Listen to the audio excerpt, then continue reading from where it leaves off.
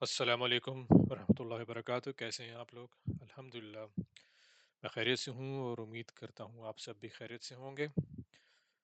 चलिए शुरू करते हैं आज का हालात हाज़िरा। आप लोगों से कुछ देर बाद मुलाकात हो रही है, कुछ निजी मसरूफियात की वजह से।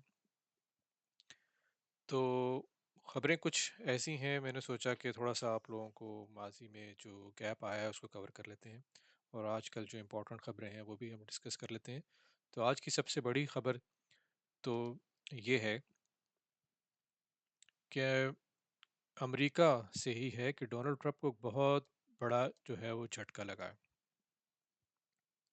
और ख़ुद अमेरिका के अंदर से लगा है। वो ईरान को झटका देने जा रहा था, लेकिन इसे कल एक जो है बहुत ही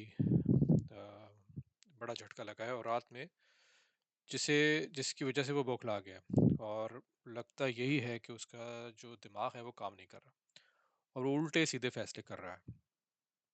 ऐसा लगता है कि वो खुद को अमेरिका का एक बादशाह तस्वुर कर रहा है और उसके ऐसे फैसले कोई बाईद नहीं कि अमेरिका में ही हंगामे खड़ा कर दें और हो सकता है कि अमेरिका ईरान पर जंग मसलत करने के बजाय खुद ही किसी सिविल वॉर का शिकार हो जाए।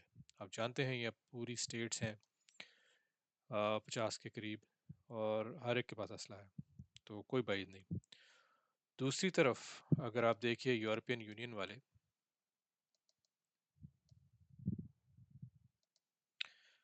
ये यूरोपियन यूनियन वाले ये आपस में लड़ रहे हैं। ये फ्रांस जो है वो जर्मनी से उलझ रहा है और इमैनुअल मैक्रोन जो है फ्रांस का जो सदर है वो जॉर्जिया मेलोनी से उलझ रही है और विक्टर अरबान जो हंगरी का है वो उर्सुला वंडरलैंड जो कि यूरोपियन कमीशन के जो सरबराह है मेरे ख्याल में पॉलिटिशियन है, उससे उलझ रहा है। तो हर आदमी को ही यहाँ पर हर एक से ही मसला है। अब इसकी मिसाल ऐसे आप समझ लीजिए कि जैसे घर में माँ बाप का जब इंतकाल होता है ना तो बच्चे आपस में लड़ने लगते हैं। आई थिंक यूरोप का भी यही मामला है। इनके जो बड़े अब्बा थे अमेरिका, उन्होंने उनको अकेला छोड़ दिया है, तो ये आपस में लड़ लड़ के ही शायद ये अपना हाल बुरा कर लेंगे। और फिर इस वीकेंड पे एक बहुत बड़ा ख़तरा मंडला रहा था कि ख़तरा ये था कि शायद अमेरिका ईरान पर हमला कर देगा। लेकिन शायद ऐसा हुआ नहीं और ऐसा लगता है कि ईरान अमेरिका को इससे डिले करना पड़ गया। शायद इसने समझदारी दिखाई है, लेकिन इस पे बात करते हैं कि ये क्यों जो है अमेरिका ने इसको डिले किया है।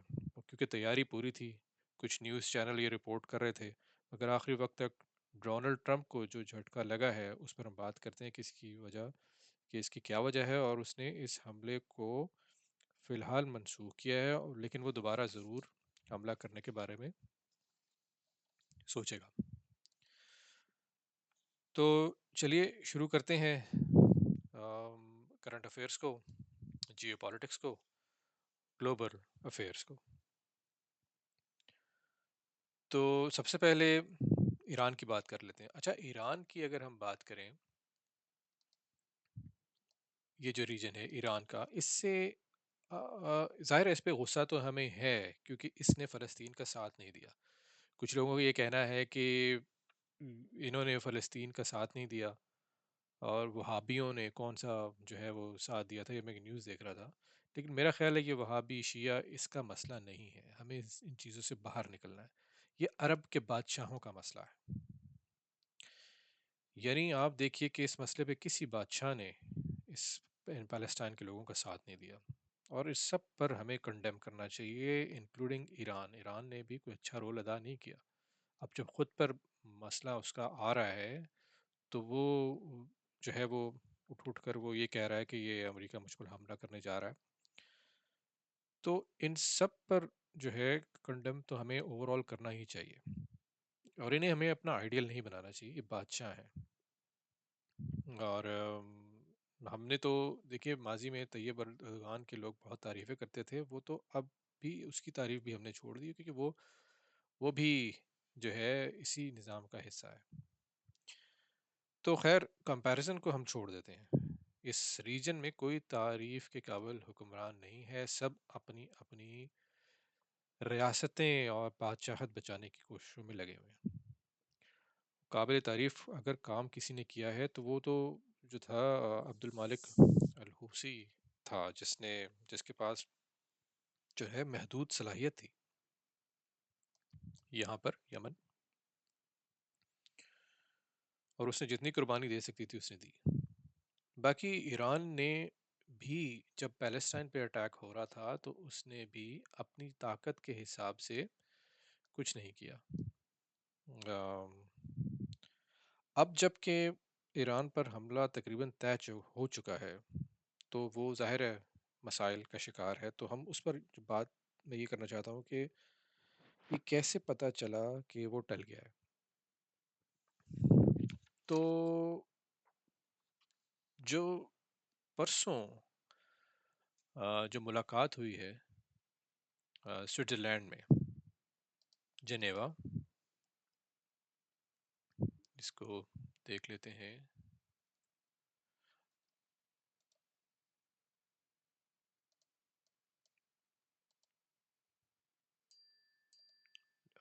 जी, तो जेनेवा में जो मुलाकात हुई है परसों यहाँ पर, ये मुलाकात पहले मस्कत में हुई थी, फिर स्विट्ज़रलैंड में हुई है। अब जो मुलाकात हुई है ये एक अहम मीटिंग थी जो कि 7 से 8 8 घंटे तक इसे चलना था, मगर ये 3 से 4 घंटे में ही ये ख़त्म हो गई। ये ईरान के लोग यहाँ आए हुए थे और गुफ्तगू ये करनी थी कि ईरान कुछ निगोशिएशन चाह रहा था कि ये जंग जो टल जाए। दूसरी तरफ अमेरिका के नुमाइंदे थे। तो ईरानी नुमाइंदे ने जब 3 से 4 घंटे के बाद जब ब्रीफिंग दी तो बस यही कहा कि बस ठीक है, पॉजिटिव जा रहा है वगैरह, लेकिन इसका चेहरा जो है वो लटका हुआ था। तो इससे मालूम ये हो रहा था कि मामला जो है वो बना नहीं। अब खबर ये सामने आ रही है कि अमेरिकन ने इस मीटिंग के दौरान इसे बहुत लाइटली लिया। ईरान के जो नुमाइंदे आए हुए थे उन्होंने कहा कि अमेरिका ने ईरान से कहा कि देखो, बात लंबी खींचने की ज़रूरत नहीं, हमें जो है ना रूस और यूक्रेन के जंग के बारे में भी बात करनी है, उनके भी नुमाइंदे आए हुए हैं तो हम वहाँ जा रहे हैं। तो ज़्यादा बात लंबी ना करो और ना हमने सुनना है, क्या होना है क्या नहीं होना, जो तुमने कहना है वो लिख कर हमें दे दो। ये उसने ईरान को कहा। ठीक है, अब अभी देखिए, ये उसने ईरान को कहा और तहरीर दे दो, बात बंद करो। यानी बात इस अंदाज से अचानक बंद हुई कि हम आपकी बात सुनना ही नहीं चाहते। अमेरिका ने ईरान को ये कहा, यानी हम जंग के मूड में हैं इन शॉर्ट। तो निगोशिएशन वगैरह दरअसल, ये आप लोग जान लें कि ये जमहूरियत के जो मुल्क हैं ना, ये चूरन बेचते हैं जमहूरियत का, ये सिर्फ आवाम को दिखाने के लिए। तो ये तो बैठे हैं कि अपने फैसले को थोपने के लिए। तो बाकी ये कहकर उन्होंने वो मामला जो है वो वापस कर दिया।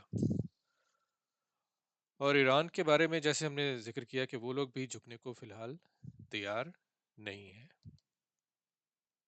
ईरान का भी मौकफ स्ट्रांग है, वो ये कह रहा है कि हम जो है वो अपने इस मौकफ से पीछे नहीं हटेंगे और हम मुकाबला करेंगे। तो उन्होंने कहा कि अमेरिका ने इन शॉर्ट ये कहा, तहरीरी तौर पर लिख कर दे दो, 10 दिन का वक्त है। और अब ईरान ने क्या किया, ईरान ने वो लिख कर अमेरिका को देने के बजाय वो उसने यूनाइटेड नेशंस को दे दिया। वो एक लेटर भेज दिया उसने, उसमें लिखा है कि अमेरिका में धमकी दे रहा है, वो ये कर रहा है। आखिर में ईरान ने लिख दिया कि अमेरिका को रोक लो। वो आपने सुना है ना, रोकना है तो रोक लो, रोक सको तो रोक लो। तो अमेरिका को कहा, ईरान ने कहा अपने इस खत में जो उसने यूनाइटेड नेशन को लिखा कि अमेरिका को रोक लो, इस जंग को रोक लो, वरना अगर अमेरिका ने जंग मुसल्लत की ईरान के ऊपर, कहाँ ईरान की, अगर ईरान के ऊपर जंग मुसल्लत की गई तो ईरान का कहना ये है कि हम पूरे रीजन को ही लपेट में ले लेंगे। ये आप देखिए मैप के ऊपर। उसने कहा कि मैं तो यहाँ हूँ तो मैं इस पूरे रीजन को ही अम, लपेट में ले लूँगा। तो उसका कहना ये था कि अगर अगर हम पर जंग मुसल्लत कर दी गई तो हम किसी को नहीं छोड़ेंगे।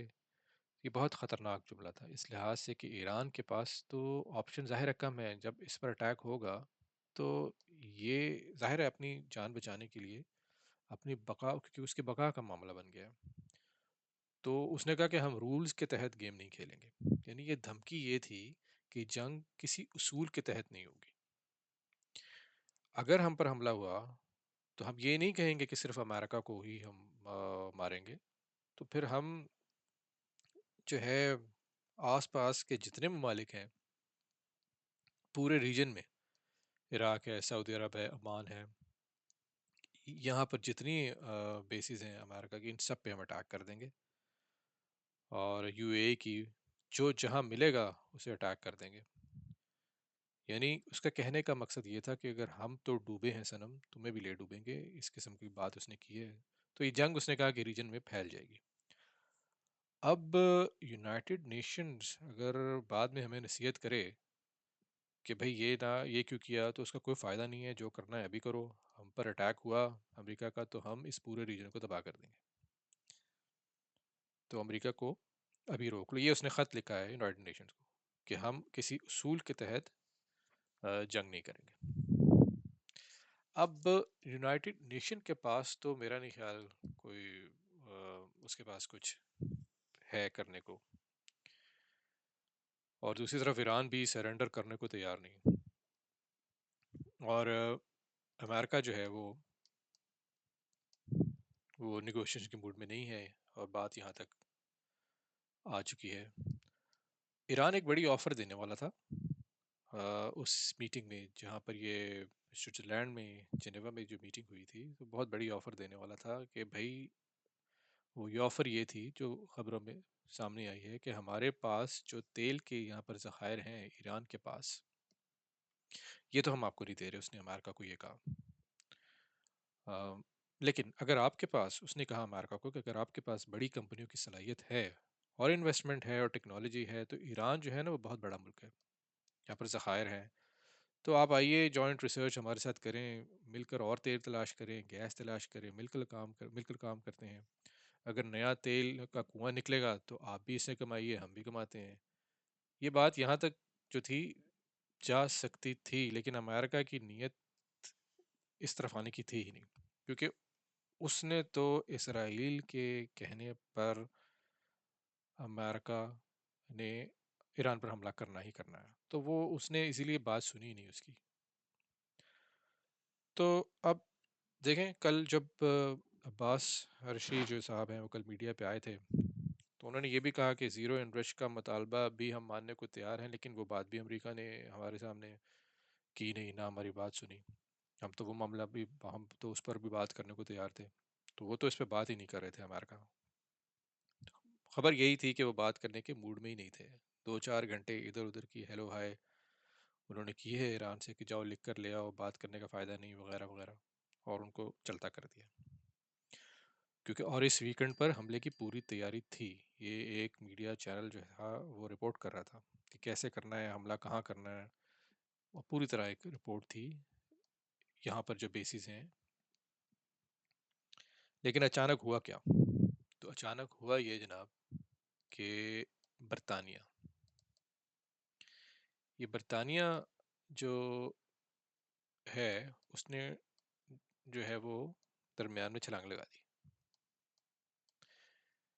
बरतानिया ने कहा, बरतानिया को जो केस स्टार्मर है, ठीक है, वो ताल्लुक़ रखता है लेबर गवर्नमेंट से। यूके और यूरोप दोनों ही इस मामले पर खुश नहीं हैं कि ईरान पर हमला हो। और यूरोप वाले भी इस जंग से खुश नहीं है, ख़ास तौर पर यूके तो बिल्कुल नहीं है। देखिए, यूके में है लेबर की गवर्नमेंट, ठीक है, और लेबर को आप देखें हर तबके से वोट मिलता है, चाहे मुसलमान हो, उसमें मुसलमानों का भी वोट है। तो अगर ईरान पर हमला होता है तो उसका इफेक्ट लेबर की गवर्नमेंट को होता है। कोई बाईद नहीं कि केयर स्टार्मर की हुकूमत चली जाए और उसको इस्तीफा देना पड़े। तो ये लोग अपनी हुकूमतों के बारे में बहुत सेंसिटिव होते हैं। और दूसरी मुद्दत में मुसलमान उसे वोट ही नहीं देंगे, क्योंकि ऑलरेडी पैलेस्टाइन के मामले में जो केयर स्टार्मर और उसकी गवर्नमेंट है, इसने सही रवैया नहीं अपनाया माजी में। और ईरान के मामले में तो वो बिल्कुल ही आउटकास्ट हो जाएगा। बरतानिया को अब इसका खदशा बिल्कुल बढ़ बढ़ चुका था, उसका खदशा।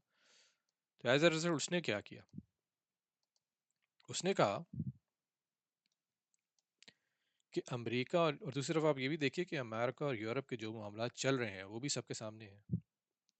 इसी वजह से यूके ने एक बोल्ड कदम उठाया और कहा कि आप हमारी मिलिट्री बेस इस्तेमाल नहीं कर सकते, ख़ास तौर पर देगो गार्शिया। अब देगो गार्शिया कहाँ है? ये ज़रा मैप में आपको मैं दिखाता हूँ।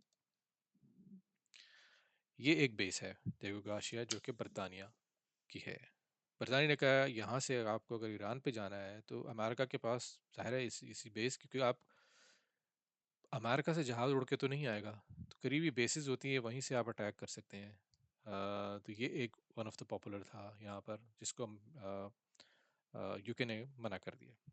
यूके ने कहा है कि हम इसलिए आपको मना कर रहे हैं, अमेरिका को ये कहा कि हम इसलिए मना कर रहे हैं क्योंकि हमारे नज़दीक, क्योंकि यूके के नज़दीक ईरान पर हमला करने का आपके पास कोई जवाब नहीं। अब यूके एक नेटो मुल्क है, उसका इत्तेहाद है यूरोप से। अगर अमेरिका पर हमला हो तो यूके, नेटो, इन सब की जिम्मेदारी है कि वो साथ दें। लेकिन यहाँ तो अमेरिका, यूके कह रहा है कि यहाँ तो अमेरिका खुद हमला करने जा रहा है ईरान पर, तो नेटो का शामिल होना ना होना ये इनकी मर्जी पर है। तो केयर स्टार्मर ने मना कर दिया कि मैं ये, भाई साहब, ये बेस नहीं दे रहा आपको। अब ये बहुत स्ट्रेटेजिक मामला है, क्योंकि ईरान ने कह दिया है कि अगर यहाँ से हमला हुआ, अगर यहाँ से हमला हुआ और कल कोई और हमला हुआ, तो ट्रम्प भी फंसेगा और यूके भी फंसेगा, और कोई जवाब नहीं बनता कि ईरान पर हमला किया जाए। अमेरिका उसको कह रहा है ईरान को, तुम न्यूक्लियर बम बनाना चाहते हो। ईरान कह रहा है मैं नहीं बनाना चाहता। तो अमेरिका कह रहा है नहीं, तुम नहीं बनाना चाहते, लेकिन तुम्हारा जो है वो, तुम्हारा जो है इंटेंट यही है कि तुम बनाना चाह रहे हो। वो कह रहा है मैं नहीं बनाना चाह रहा। इसलिए यूके ने कहा ये कोई जवाब नहीं है ईरान पर हमला करने का। ये यूके का बड़ा झटका था। एक तो मिलिट्री लिहाज से, आप ये जो बेस है डेगो गार्शिया, ये बहुत अहम है। ये मारेश का इलाका है इसके इर्द गिर्द। मगर कब्जा जो है वो इस पर काफ़ी अरसे से किए हुए थे यूके वाले। अब ये लीज पर है अमेरिका के पास। यूके से वापस लेना चाहता है, मगर अमेरिका इसे छोड़ने को तैयार नहीं। यूके ने ये जो केस है कि जो अमेरिका इसे छोड़ नहीं रहा, वो ये इंटरनेशनल कोर्ट में हार चुका है। अमेरिका वहाँ, अब इस वक्त अमेरिका वहाँ बेस बनाए बैठा है, लेकिन ज़ाहिर है यूके का भी होल्ड है। यूके जो है ने अमेरिका को ये लीज पर दिया हुआ है, और सारी चीज़ें जो है मिलिट्री लिहाज से ये बहुत ही अहम है, बड़ा अहम मामला है। और दूसरा ये सिंबॉलिक भी है, क्योंकि ये जो बेस है, अ, ये जो बेस है, पहली मरतबा ऐसा हुआ है कि, बाय द वे, हाँ, ये भी आप लोगों को मैं बताता चलूँ कि पहली मरतबा ये हुआ है कि यूके, जिसे अमेरिका का बिल्कुल एक नथी समझा जाता है, कि जो अमेरिका फैसला करता है यूके ने हमेशा आंख बंद करके साथ दिया, पूछने की ज़रूरत ही नहीं, इतना वफादार बरतानिया। अब ये हो गया कि उसने डायगो गार्शिया की पोर्ट का ही मना कर दिया कि आप ऐसा नहीं कर सकते, आप यहाँ से ईरान पर अटैक नहीं कर सकते। अब ये ट्रंप के लिए बहुत बड़ा एक झटका है। ट्रंप सोचने पे मजबूर हो गया है कि अगर यूके ने ये कह दिया है तो जो बाकी ममालिक हैं यूरोप के, वो साथ देंगे या नहीं देंगे, कुछ कुछ पता नहीं। जाहिर है अब यूके ने स्टेप लिया है तो बाकी मुल्क भी कुछ ना कुछ करेंगे। वो लोग भी तो खुश नहीं हैं इनसे, इस ट्रंप से, कि उसकी पॉलिसी से। तो खासतौर पर जब से ये ग्रीनलैंड और कनाडा का वाला मामला हुआ है, यूरोप के तो तेवर ऑलरेडी बदल चुके हैं। आपस में ये लोग दिफाई मीटिंग कर रहे हैं, दो हम ये ऑलरेडी डिस्कस कर चुके हैं, ये आपस में टूट फूट का शिकार तो हैं, लेकिन जाहिर है अपने आप को बचाने के लिए फिर भी ये लोग सर धड़ की बाजी लगा रहे हैं। इन्होंने E5 की कॉन्फ्रेंस की है जो कल यहाँ पर हुई थी, कि हमें अब क्या करना पड़ेगा। ये जो 5 ममालिक आप यूरोप में समझ लीजिए कि ये बड़े इंपॉर्टेंट हैं। इनमें सबसे ज़्यादा अहम है और एक्टिव कौन है? पोलैंड है। Poland is very important. फिर इसके बाद आपका जर्मनी है, जर्मनी का भी एक है, फ्रांस है, इटली है और बरतानिया है। ये मिलकर कह रहे हैं कि हमें खुद दिफा करना पड़ेगा वरना रूस हमें खा जाएगा। तो पहले ये 4-5 बड़े बैठेंगे, ये बच्चे बच्चे, बाकी यूरोप जो है ना, ये सारे बच्चे हैं, तो ये बड़े हैं। तो उन्होंने कहा कि पहले ज़रा हम बड़े बैठते हैं, फिर बच्चों को साथ मिलाएंगे। तो ट्रम्प, चले ये तो यूरोप का मसला है, और ट्रम्प इस सदमे से निकला ही नहीं था अभी। यूके ने जो उसके साथ किया, और दूसरी तरफ उसके साथ जो वहाँ की अदालतों ने जो काम कर दिया है, उसके बारे में डिस्कस करते हैं।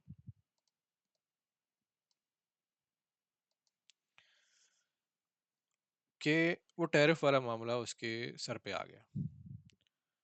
आप जानते हैं कि डोनाल्ड ट्रम्प जब से जीत कर आया है, उसकी पूरी फॉरेन पॉलिसी, क्या डोमेस्टिक क्या इंटरनेशनल, सब ही एक ही चीज़ के गिर्द घूम रही है, टैरिफ। ठीक है। कोई मतलब कोई अच्छा कपड़ा पहन के नहीं आया तो उस पर जो है टैरिफ लगा दो, रंग काला है तो टैरिफ लगा दो। फॉरेन पॉलिसी, डोमेस्टिक पॉलिसी, सब ही टैरिफ है। कोई जो है चीज़ पसंद आ गई, नहीं आई, मुझे दे दो, नहीं दोगे तो मैं टैरिफ लगा दूंगा, तुम इस कलर के क्यों हो, तुम पर टैरिफ लगा दूंगा। टैरिफ टैरिफ, उसने अपनी पॉलिसी, फॉरेन पॉलिसी और डोमेस्टिक पॉलिसी में सिर्फ यही एक खेल खेला है। अब हर जगह, हर मुल्क सिवाय शी जिनपिंग के अलावा तकरीबन हर आदमी ही टैरिफ के नाम पर जो है वो मुल्क जो है वो डरा हुआ था। मतलब उसने हद ही पार कर दी। होता ये है, अगर आप इस चीज़ को देखिए, कि किसी भी सदर को अगर टैरिफ लगाना हो यूनाइटेड स्टेट्स के अंदर, किसी भी सदर को अगर टैरिफ लगाना हो तो उसे कांग्रेस से इजाज़त लेनी पड़ती है। ठीक है। अब इसने ये 1977 का एक इमरजेंसी लॉ है जिसका सहारा लेकर इमरजेंसी डिक्लेयर की, और इसे नाम दिया लिबरेशन डेट का, और उसके नतीजे में इसने सब पर टैरिफ मारना शुरू कर दिया। तो पूरी दुनिया की तिजारत में आप देखिए, इसी वजह से एक अफरा तफरी सी फैल गई। कभी 10%, कभी 20%, कभी आगे कभी पीछे, ऐसा डील करो वैसा करो। लोग जो हैं, ताजर जो हैं, मुल्क जो हैं, वो परेशान। अमेरिका का फेडरल सिस्टम है, आप देखिए यहाँ पर जो है ना, ये फेडरल सिस्टम है, किसी का ज़्यादा नुकसान है, किसी का कम नुकसान है, तो लोग जो हैं वो कोर्ट में चले गए। अच्छा, डोमेस्टिक कोर्ट में वो पहले ही सदर जो था यहाँ पर हार चुका था, डोमेस्टिक कोर्ट में उसके खिलाफ फैसला आया, और कांग्रेस की इजाज़त के बगैर, चूंकि फैसला ये आया था, कि फैसले में ये था कि कांग्रेस की इजाज़त के बगैर आप टैरिफ नहीं लगा सकते। फिर ट्रम्प सुप्रीम कोर्ट चला गया, सुप्रीम कोर्ट चला गया। उसे उम्मीद थी कि सुप्रीम कोर्ट में तो हमारे ही जज हैं, डेमोक्रेटिक जो जज हैं वो कम है, रिपब्लिकन ज़्यादा हैं, तो वहाँ से तो रिलीफ मिल जाएगा। मगर मामला तो हो गया उलट। तो क्या मामला हुआ? मामला ये हो गया कि कल सुप्रीम कोर्ट के 3 से 6 जज जो हैं ना, उनका फैसला आ गया। 9 जजों में से 6 ने कहा कि ये टैरिफ गैर कानूनी है, 3 ने कहा ये कानूनी है। यानी कि 3-6, 3 ने कहा कानूनी, 6 ने कहा टैरिफ की कोई हैसियत ही नहीं है। और 6 में से 2 जज जो थे वो ट्रम्प ने खुद अपॉइंट किए हुए हैं। ये तो है हालात, जिसकी वजह से ट्रम्प जो है बौखला गया। दो उसको झटके लगे। एक तो वो पहला हमने डिस्कस किया कि वो ईरान पर हमला करने के लिए तैयार था। बरतानिया जो है वो दरमियान में आ गया, उसने कहा भी भाई साहब मैं ये बेस आपको नहीं दे रहा, चलो भागो यहाँ से।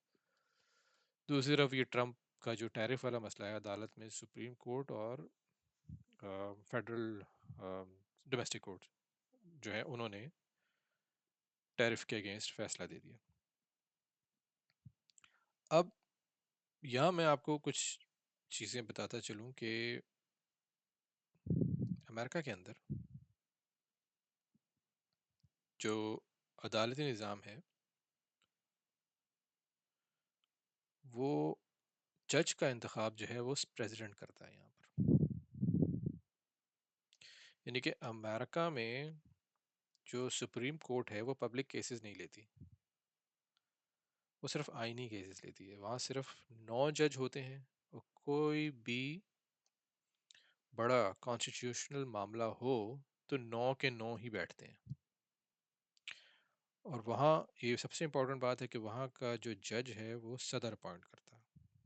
इसलिए ट्रंप को लगा था, क्योंकि उसने 2 जज तो अपॉइंट किए हुए थे, 6 में से 2 जज, 6 ने जो है फैसला दिया है कि टैरिफ नहीं है। इसमें से 2 जज ट्रंप के अपॉइंट किए हुए थे। और उसको ये था कि ये तो हमारे लोग ज़्यादा हैं और जो है वो फैसला हमारे हक में आना चाहिए। तो मामला ये निकला है कि 6 जजों ने कह दिया गैर कानूनी है, 3 ने कहा कानूनी है। ट्रम्प इतना बौखला गया है कि उसने अदालतों पर चढ़ाई शुरू कर दी है कि डिस्ग्रेस फैसला है, और चीखा चलाया पागलों की तरह वो जो है वो मीडिया में चीख रहा है। अब उसने इसके रिएक्शन में क्या किया देखें। ये ट्रम्प, जब इंसान बावला हो जाता है ना तो वो इस किस्म की हरकतें करता है। उसने इसके रिएक्शन में, ट्रम्प ने एक और कानून का सहारा लिया और बाकी तमाम मुल्कों पर 10% का नया टैरिफ लगा दिया।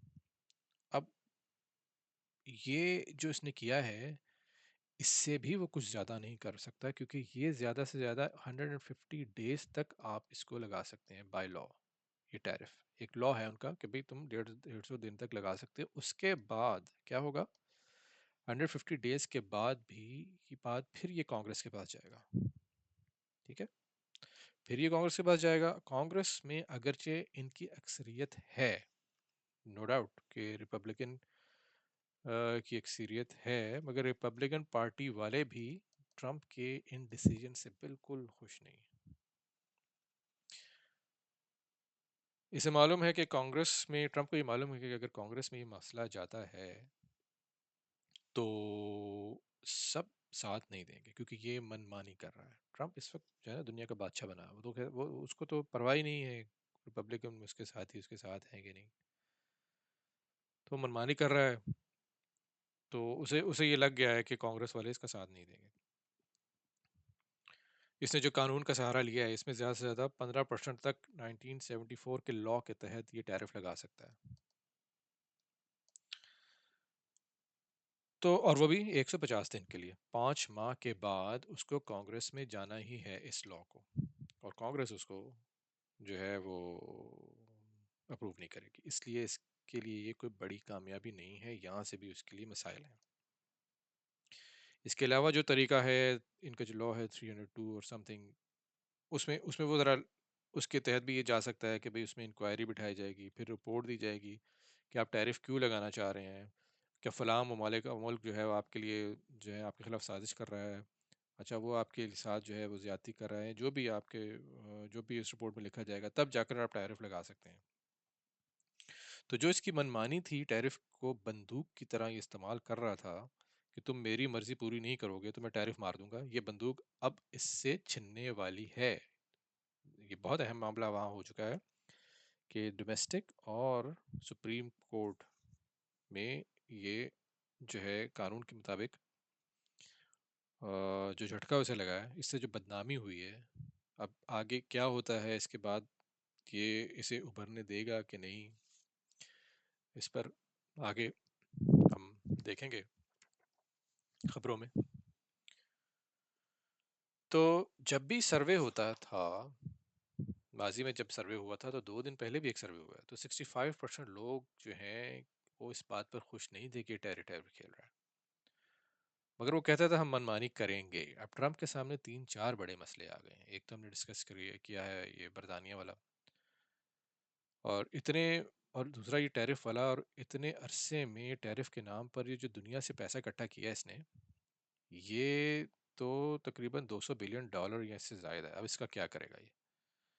क्या ये कंपनियों को वापस दिया जाएगा जिनसे इसने लिया है, या अवाम को वापस किया जाएगा? क्योंकि पे तो अवाम ने ही किया है, या हुकूमत को देगा? किसको देगा? अब कंपनियां कैसे करेंगी? कैसे जो है ये टैरिफ के नाम पर हमसे कहेंगी, कंपनियां कहेंगी भाई टैरिफ के नाम पर तुमने हमसे जो इतना पैसा वसूल किया है हमें वापस करो। हुकूमत कहेगी नहीं तुमने तो कीमतें बढ़ा दी थी, टैरिफ तो असल में कस्टमर ने दिया है, तो कस्टमर को जाएगा, ये जाएगा, वो होगा, एक बड़ा जंजाल पूरा यहाँ शुरू होने वाला है इसके नाम पर। और दूसरा मसला ये है कि टैरिफ को हथियार बनाकर अब ट्रंप क्या करेगा, यानी कई मसाइल में वो खुद ही उलझने उलझने की तरफ जा रहा है। अच्छा, दूसरी तरफ आप इस रीजन में देखिए कि अगर यहाँ पर ये फेडरल जो है गवर्नमेंट कमज़ोर पड़ती है तो सिविल वॉर भी शुरू हो सकती है। कुछ कहा नहीं जा सकता। अमेरिका के जवाल का सबसे बड़ा फैक्टर अगर कभी हुआ तो वो सिविल वॉर ही है। और सिविल वॉर आपको, जहाँ तक मेरी राय, आप अगर मैं आपसे अर्ज करूं तो वो अंदर ही अंदर तो वो जारी है। ये जाहिर नहीं हो रही, लेकिन ये अंदर ही अंदर जारी है। एक तो फेडरल सिस्टम है, अमेरिका का कोई एक सीधा साधा मुल्क नहीं है, यानी 50 रियासतों का ये इत्तेहाद है।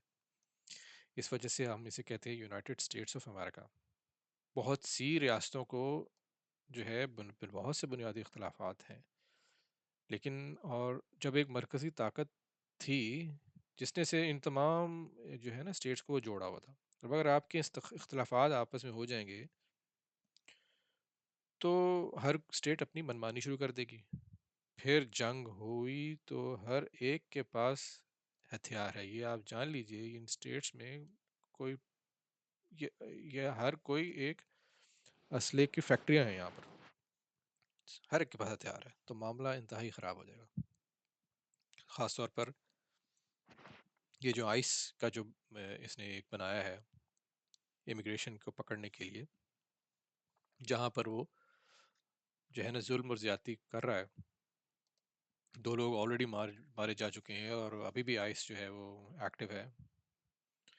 तो पोजीशन तो बहुत बुरी है, देखें आगे क्या होता है। दूसरी तरफ यूरोप का जो हमने जिक्र किया, यूरोप को भी जो है ट्रंप पर बिल्कुल भरोसा नहीं रहा। वो ये और वाले कहते हैं कि वो अपने आप को दुनिया का बादशाह समझता है। बोर्ड ऑफिस में भी आप देखें, उसने हर एक को 2-2 मिनट के लिए खड़ा करा दिया। पाकिस्तान की तरफ से शहबाज शरीफ भी आपको वहाँ नजर आएंगे। तो ऐसा लगता है कि जैसे, अगर आप बोर्ड ऑफ पीस की जो मीटिंग देखें, ऐसा लगता था कि वो जैसे वो टीचर है और बाकी सब स्टूडेंट्स। ट्रंप बाईलेटरल ताल्लुकात को कोई वैल्यू नहीं दे रहा था कि सब बराबर हैं, उसके नज़दीक कोई बराबर नहीं। इसके सामने बस ये है कि मैं सबसे ऊपर हूँ, बादशाह। मेरे बाद जो है अगर वो किसी को कोई तरजीह देता है, कोई है भी, तो वो शी जिनपिंग है, वो जो शी जिनपिंग चाइना का जो सदर है। और दूसरी तरफ वो कहता है कि अगर कोई है तो वो पुतिन है। बाकी तो कह रहा है मैं बादशाह हूँ, मेरे पास ये इनसे जो है, वो कहता है ये मेरे अंडर है। और यही उसका माइंडसेट है। अब देखें आगे मामला कहाँ पर जाते हैं। अब क्या, अब आगे सवाल तो यही बनता है कि क्या इतना बड़ा झटका लगने के बाद जो बरतानिया ने उसे दिया है, और जो अमेरिका में उसके खिलाफ टैरिफ के खिलाफ उसके जो फैसला आया है, क्या वो ईरान पर हमला करने से टलेगा? अब कुछ कहा नहीं जा सकता, दिमाग में खन्नास आ जाए तो कुछ भी कर सकता है, क्योंकि इसराइल का पुश भी है। इसराइल उसके सर पे सवार है कि हमला करो। इसी इसी चक्कर में एप्स्टीन फाइल क्यों निकली है, देखिए इस पे भी हम गुफ्तगू करेंगे। एप्स्टीन फाइल का निकालने का मकसद ही ये है कि जो जो इस इमरान के हमले से पीछे हटेगा हम उसकी फाइलें निकाल देंगे। अभी बरतानिया का आप देखिए, वो शहजादा पकड़ा जा रहा है, और ये बहुत सीवियर मसला हो सकता है जिसके, और ये बहुत से मुल्क उनको बचाने के लिए अपने आप को, क्योंकि बड़े बड़े नाम हैं अभी तो, आप उसके 35 लाख पता नहीं रील्स होनी है, अभी तो कुछ ही उसके निकले हैं। तो ये अमेरिका के लिए भी मसला है, ये वेस्ट के लिए भी मसला है। तो ये इसराइल इसको एज ए टूल यूज़ कर रहा है कि भाई करो वरना मैं एप्सिल रिलीज़ कर दूंगा। दूसरी तरफ अमेरिका के अपने मसाइल हैं। तो ये एक जंजाल पूरा जो है ये बनने जा रहा है यूरोप और अमेरिका। अब क्या सुप्रीम कोर्ट इसको लगाम दे सकती है जो यहाँ पर उसके खिलाफ फैसला आया है? मुमकिन है दुनिया जंग से बच जाए। जैसे माजी में आपको याद है हिटलर को अगर जर्मनी में कोई लगाम दे देता तो दुनिया तबाही से बच जाती। अब क्या इस मैटर से जो कि यूके ने उठाया है और जो है टैरिफ के अगेंस्ट जो फैसले आए हैं, क्या इससे ट्रम्प पीछे हटेगा? मुमकिन है, नहीं भी हो सकता। आगे खबरें हम देखेंगे क्या हो रहा है। नज़र तो यही आ रहा है कि 70-80 साल बाद जब से ये पिछली जंगें ख़त्म हुई हैं, दुनिया फिर एक तबाही की तरफ जा रही है। अब ये कितना काम करेगी ये लगाम जो कि ट्रम्प को दी गई है अड्डे ना देकर और टैरिफ के अगेंस्ट फैसले देकर, ये कितनी काम करेगी ये अल्लाह ही बेहतर जानता है। या वो फिर अपनी मनमानी करेगा या क्या करेगा। चाहते चाहते कुछ कहा नहीं जा सकता कि वो क्या करे। तो बहरहाल ये थे आज के इम्पोर्टेंट और कुछ चीज़ें। अच्छा, एक और चीज़ मैं आपसे थोड़ा सा मैं जिक्र कर देता हूँ कि यूरोप के अपने हालात आप देखिए, ये बहुत ख़राब है। जॉर्जिया मेलोनी और ये जो इटली की प्राइम मिनिस्टर है और फ्रांस का सदर इमैनुअल मैक्रोन, आपस में ही इनके आपस में पड़ने शुरू हो चुके हैं। इमैनुअल मैक्रोन जो है वो इंडिया गया हुआ था, हिंदुस्तान की तरफ था वो, यहीं से बात शुरू हुई। हुआ ये कि फ्रांस में एक कंजर्वेटिव जो राइट विंग का एक लड़का था कोई, उसका पॉलिटिकल जो है वो मर्डर हो गया, सियासी कत्ल हुआ है। इस पर जॉर्जिया मेलोनी जो इटली की पीएम है, इसने कमेंट्स कर दिए फ्रांस के ऊपर कि ये तो सही नहीं हुआ। देखो फ्रांस में तुम जो है बने फिरते हो और तुम्हारे मुल्क में क्योंकि जो है ना वो ये राइट विंग की है वो, तो उसने जाहिर है उसका साथ दिया कि भाई तुम्हारे यहाँ तो राइट विंग की कोई अहमियत नहीं है, वो लड़का मर गया है, पॉलिटिकल मर्डर हुआ है। मैक्रोन ने को ये जो बात है जॉर्जिया मेलोनी की बुरी लगी। मैक्रोन ने मेलोनी को कहा कि भाई ये हमारे मुल्क का अंदरूनी मसला है, बाहर वालों को उसने ये कह दिया, उसने उसने यार जॉर्जिया मेलोनी को कह दिया माइंड योर ओन बिजनेस। और अब जॉर्जिया मेलोनी इस माइंड योर ओन बिजनेस पर भड़क उठी। उसने ये कहा कि हम तो भाई इस लड़के से हमदर्दी कर रहे हैं फ्रांस में, और तुम हमें कह रहे हो माइंड योर ओन बिजनेस, और तुम्हें बुरा लग गया। और उस वक्त क्या था जब तुम हमारे मुल्क में मदाखलत कर रहे थे? तो माजी में जब जॉर्जिया मेलोनी जीती थी यहाँ पर, तो ट्रम्प जो सॉरी जो मैक्रोन है, मैक्रोन ने कमेंट कर दिए थे। तो उसने कहा कि तुम्हें पता है मुदाखलत किसको कहते हैं? मैक्रोन को उसने कहा जब किसी मुल्क की अवाम किसी नुमाइंदे को मुंतखब करे और आप उस पर कमेंट्स कर दें कि यहाँ जमहूरियत से सही इंतखाब नहीं हुआ, इसे मदाखलत करते हैं। ये जॉर्जिया मेलोनी ने, जो इटली की प्राइम मिनिस्टर है, उसने फ्रांस के जो सदर है इमानुएल मैक्रोन को ये कहा। और अब जब तुम्हारे यहाँ कुछ हुआ है हम कमेंट कर रहे हैं तो तुम कह रहे हो माइंड योर ओन बिजनेस। तो उसने कहा कि जब मैं जीत कर आई थी तो इमानुएल मैक्रोन ने सख्त मुझ पर कमेंट्स किए थे। तो नज़रियाती तौर पर आप देखें इनकी आपस में सर्द जंग जारी है। जर्मनी किसी और ही डगर पर चल रहा है। माइग्रेशन पर भी ये दोनों अलग हैं। इमिग्रेशन के ऊपर आपको मालूम है कि इटली जो है वो बहुत सख्त स्टांस लिए हुआ है। दोनों का नज़रिया अलग है। मैक्रोन का जो है वो ज़रा फ्रेंडली है, नरम है कि मामलात इमिग्रेशन पर वो ज़रा चाहता है कि इमिग्रेशन होनी चाहिए। जॉर्जिया मेलोनी जो है वो सख्त रवैया रखती है, अगेंस्ट है मुसलमानों के, अगेंस्ट है इमिग्रेशन के। उसका जो है वो सख्त नज़रिया है। यूरोपियन यूनियन में भी ये दोनों अलग अलग पेज पे हैं। ये अलग जाता है, वो अलग जाते हैं। अब जॉर्जिया मेलोनी अभी जर्मनी के साथ मिल गई है, जर्मनी किसी अपने ही डगर पे चल रहा है। यूके जो है वो अब उसको आंखें खुली हैं कि भाई मेरी तो हुकूमत चली जाएगी, चलो मैं ये करता हूँ कि मैं ये स्टेप लेता हूँ कि इनको अड्डा देने से मना कर देता हूँ, वो अपनी जंग लड़ रहा है। बहरहाल, ये एक सारी बातें थी कि यूरोप किस मिसाइल का शिकार है, आगे यहाँ क्या होने वाला है, इस पर तफसील से बात करेंगे। ये सब बड़ा इंपॉर्टेंट है क्योंकि हम लोग जिस रीजन में भी आप लोग हैं, आप देखिए, अपने एनालिसिस कीजिए और अपने आप को अपडेट रखिए कि हम आपसे बात करें कि यूरोप के अंदर के आपस में क्या लड़ाई है। आज इस टॉपिक को यहीं रखते हैं, फिर इंशाल्लाह नेक्स्ट वीडियो में इस पर कभी बात करते हैं। अपना ख्याल रखिएगा, इंशाल्लाह मिलते हैं अगली वीडियो में।